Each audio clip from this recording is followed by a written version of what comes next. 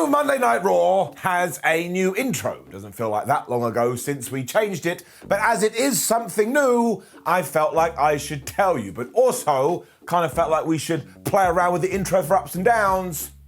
So I wrote a poem. So, Raw comes every Monday. It's a funny, weird old show. It runs for a whole 3 hours, which makes me want to scream no. But call up your friends and watch it. You can even have a beer. But for the love of everything WWE, where the flub is beer? Not that I'm mega mad about this, but seriously, it has now become a redonkulous joke. Hello, my name is Sam from WhatCulture. Let's up those downs.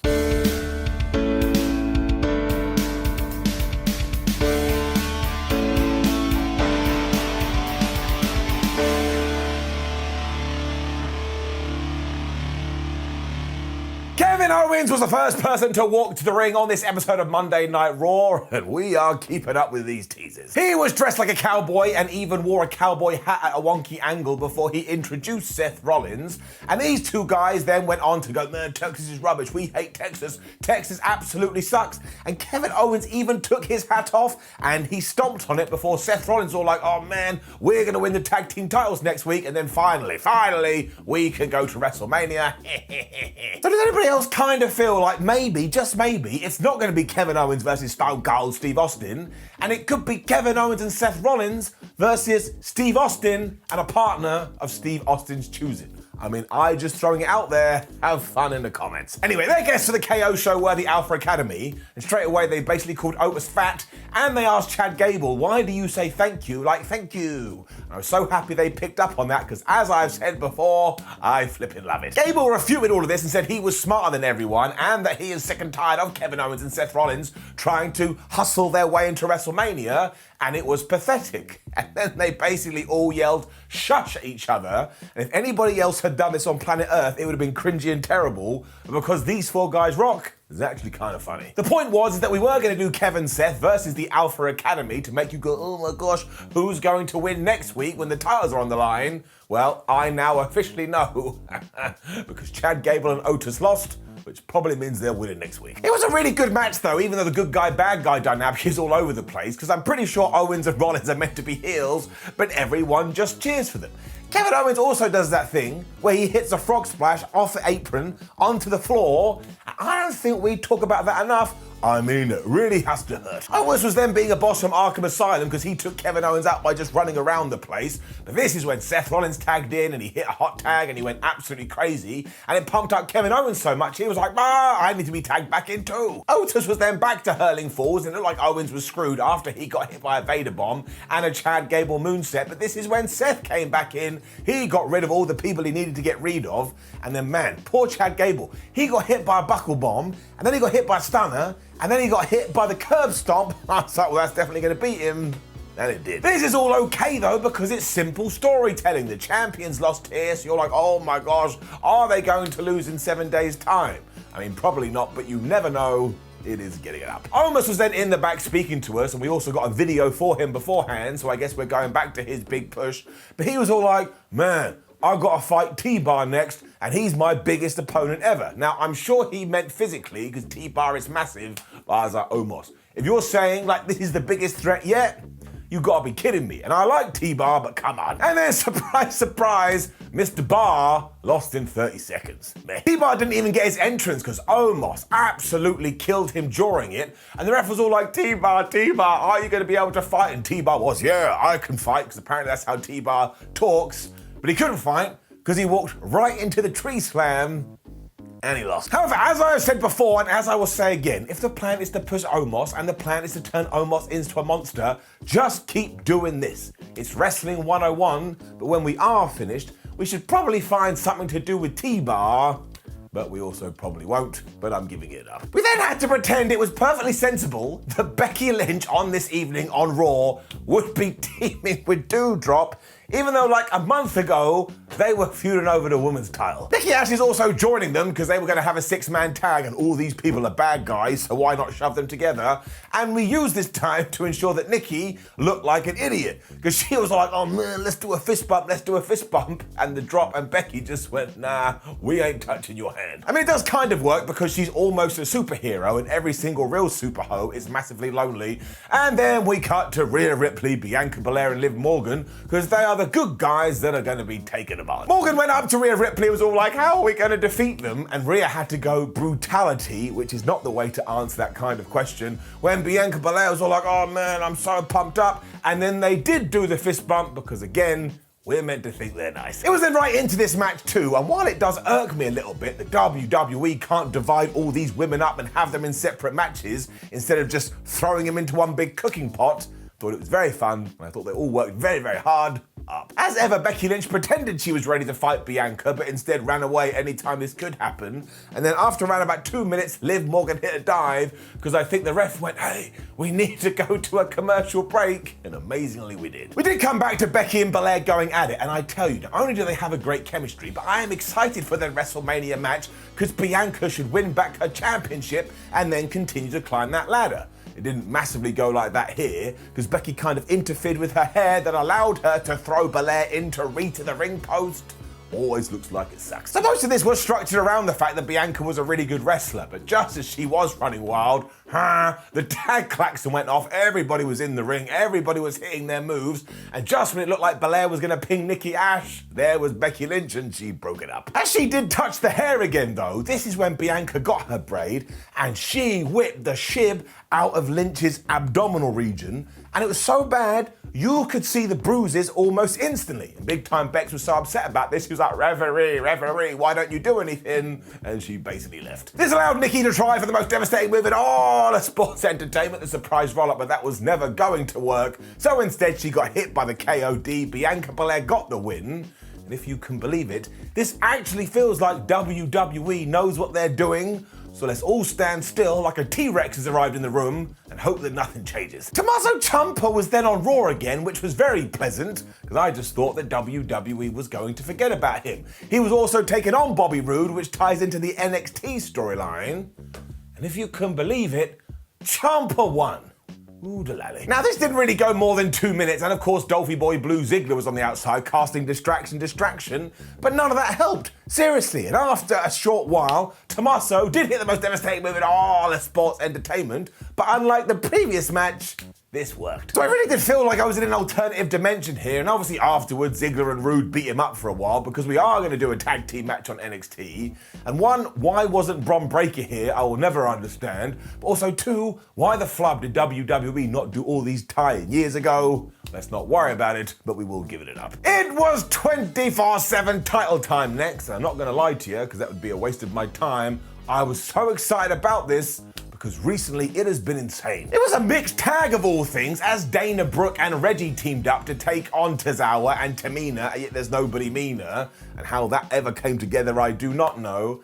Very sadly, this was kind of just a match. I mean, I was so disappointed, I wanted nonsense. As ever, it only went around about a minute, and it was also basically built around the fact that everybody was kissing everybody else. So after Reggie had won with a variation of the most devastating move in all of sports entertainment, and obviously he pinned Tozawa, Dana Brooke smooched him, and then for some reason Tamina wasn't meaner because she went and gave Tozawa a kiss. I really don't need no love angle between Tamina and Tozawa.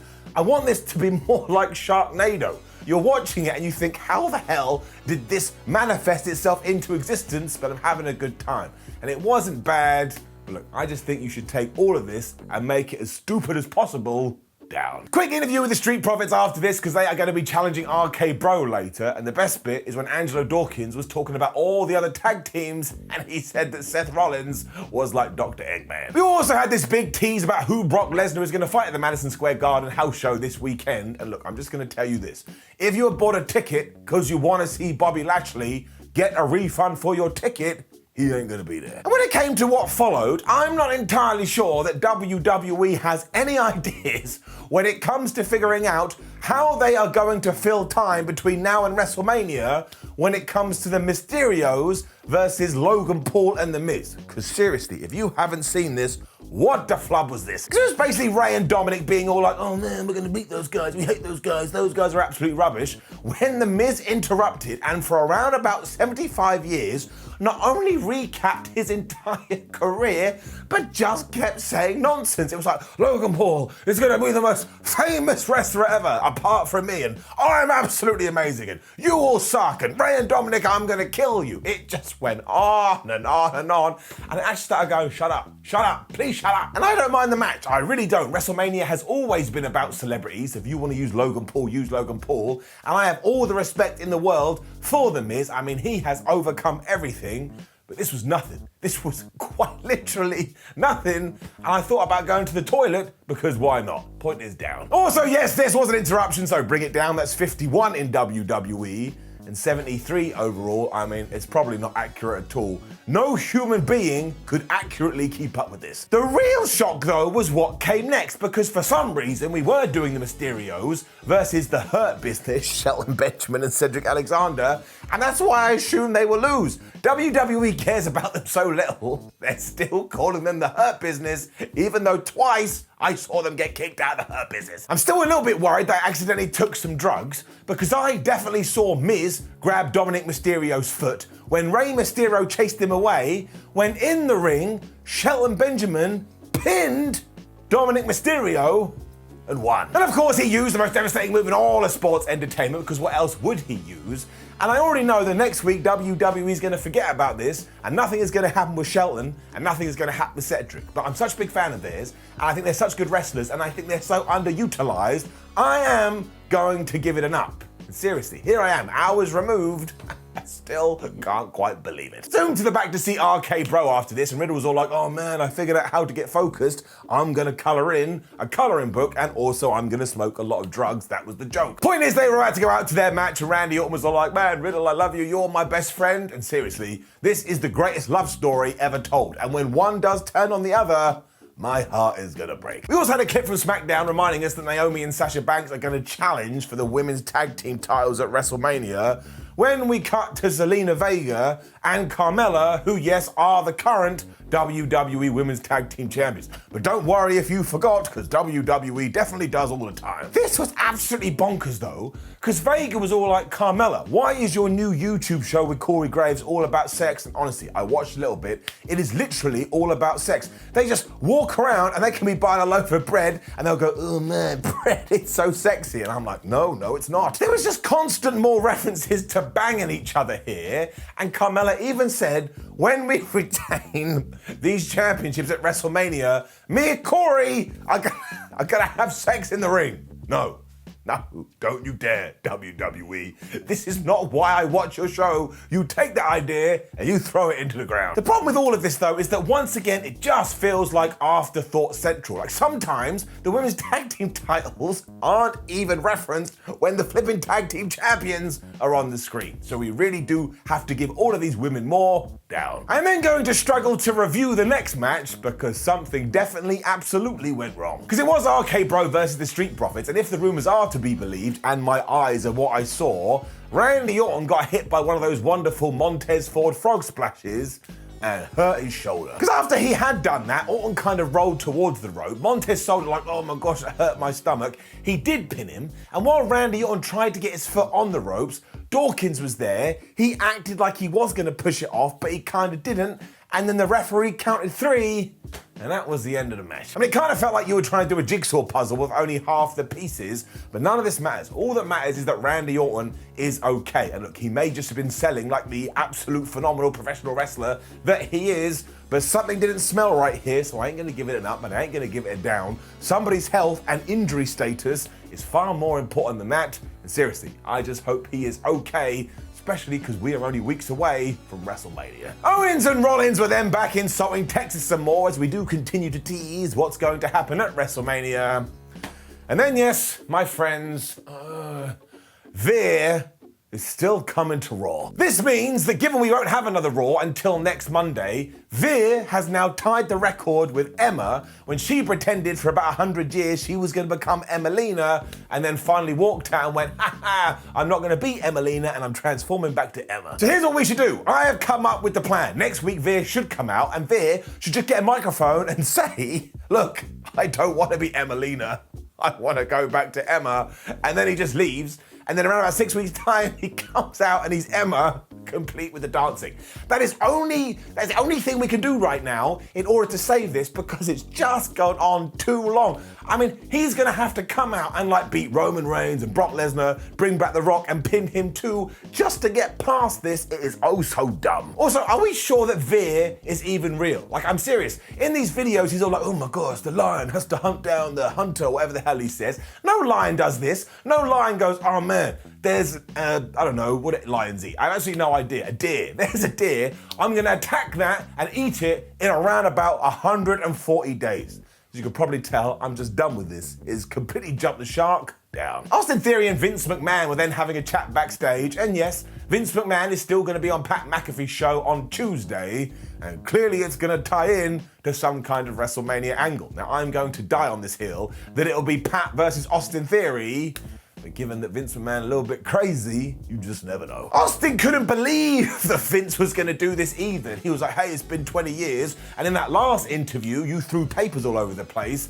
And of course, he was referencing what happened with Bob Costas. Now, if you haven't seen this, make sure you go Google it on YouTube. But also, Austin Theory thought this was gonna be the same kind of thing, and I was like, Austin, what are you talking about? Pat McAfee is literally employed by Vince McMahon. Anyway, it certainly does seem like Austin Theory has decided to go to this show as well, even though Vince walked off here going like, man, you are such an idiot. You are so stupid. But I tell you this, it's a great promotional tactic. I'm absolutely going to watch that show. The funniest ship ever then happened with Finn Balor, I mean my word. But he arrived for his US title match, and I swear, he must have been stood in that ring for around about 15 minutes. We just had video package and we had recap video package, recap video. Oh, let's talk to the commentators for the while. So what the hell was he meant to do? Was he just stood there waving at the fans going, I know, this is taking a long ass time. It did mean that Damien Priest eventually was gonna get into the ring as well and they were gonna fight over this championship. And if you can believe it, because I never saw this coming, we do have a new champion. His name is Finn Balor. Balor used his flip dive to commercial powers, and when we did come back, Damien Priest was in control. And as ever, WWE never updates us about this, so I have come up with one of my own, as I want to do. So I'm going to say that a fan felt really bad for Finn because he literally wasted his life, just stood in the ring, so he called him over going, Finn Balor, Finn Balor. Finn went to him because he's a good guy, but it turned out this fan was actually Damien Priest's uncle. He punched Finn Balor right in the face. Damien Priest was like, thanks, Unc. He got him back in the squared circle and he started to beat him up. This was absolutely brilliant though, especially when they started getting to all their big moves. Like at one point, Finn Balor was gonna go for the coup de grace, but he missed. So Damien Priest decided, well, I'll hit you with that sit-out chokeslam thing. But the way Finn Balor reversed it, my word, it was good. Into the most devastating move in all of sports entertainment. But then Damien was like, you ain't doing that. So he kicked Finn Balor in the face a couple of times. He did hit this chokeslam for the near fall, and I was just clapping. That's some good wrestling. Because it didn't work, Damien was like, okay, I'll hit you with the reckoning. But then somehow Finn Balor reversed that into a sling blade. He did go to the top rope. He hit the coup de grace. And even after this, because it was Finn Balor, I was like, oh, Damien Priest is going to kick out. Ref went 1. I went, nah, he's still going to kick out. Ref went 2. And then the ref hit 3. And I won't lie to you, may have done a little bit of a cheer. Finn Balor just looks good with the title over his shoulder as well. I don't know what it is. So this is very, very nice. Up. We did have an aftermath to all this as well, and while 50% of it was brilliant, the other 50 just wasn't to my personal taste. Because Priest did grab a microphone, if you can believe it. In 2022, he did the thing, oh, you fans, you damn fans, you never respected me. You love Finn Balor, where was my praise? I hate you all. And I'm done with this, I'm sick of it. Damien, that is a lie. That is straight up nonsense. I watch this show every single week, and every time you have defended that championship, literally every person is like, man, Damien Priest, you're so great, we want to have a hug. So you can't spat out this nonsense now, even though you're trying to be a bad guy. I mean, just get pissed off and go angry, Damien, because you can't handle losing. That's far more interesting. And look, the spot here was really good, because he did beat up Finn Balor, and he gave him a razor's edge onto a table, and Finn just bounced off it like he was some kind of a ball. But I am so done with the whole, oh, you fans. It's such a lazy technique to try and establish that someone is now a heel. Also, if this is the case, why did nobody say anything when everybody was booing Roman Reigns for around about 78 years? Now, I'll level with you. I think Damien Priest as a heel, taking on Finn Balor the good guy, is going to result in some crazy good matches. But I'm still giving it a down. And then we did the same with Edge. We literally got to the next segment and went, we should probably turn Edge heel. Why the flub didn't we break him up? It's also a little bit strange because WWE does seem to enjoy taking people the audience likes cheering and turning them into a bad guy. But at this juncture, every single thing the rated R superstar does is pretty much brilliant. I mean, he could probably challenge an elephant to a fight and be like, oh man, I'd like to see that. And here he was just begging and pleading for somebody to walk down the aisle and accept his WrestleMania challenge. If you did listen, you would have heard some Cody Rhodes chants, but it wasn't him, and it was the phenomenal one, AJ Styles. The Rated R superstar was pleased, as was I. I was so happy because I wanted this match for ages, and he told Styles, I want the Bulldog version of AJ, not the tag team bitch that was hanging around with Omos. I was like, Edge, that little bit unnecessary. Edge still offered him a handshake, but when Styles agreed to it, Edge lost his damn mind and of course booted AJ Styles right in the balls. Because if you were in WWE and you want to establish a heel turn on AJ Styles, you hit him in the testicles. Fair play to Edge though, because he did get booed here, especially when he got one chair, got another chair, and hit AJ Styles with the concerto. Now Edge, if I can just have a word with you, your whole point of your promo last week was like, man, I want someone to challenge me, no one challenged me.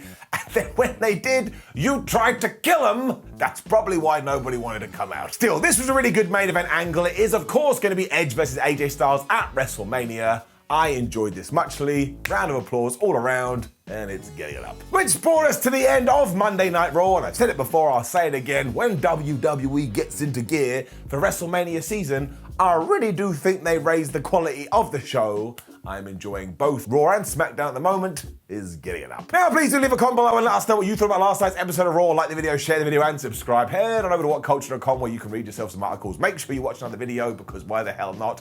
And we're on social media. Come give us a follow. My name is Simon WhatCulture. Thank you for joining me as always. I will see you throughout the week. So I will see you then. Screwed up the ending. Goodbye.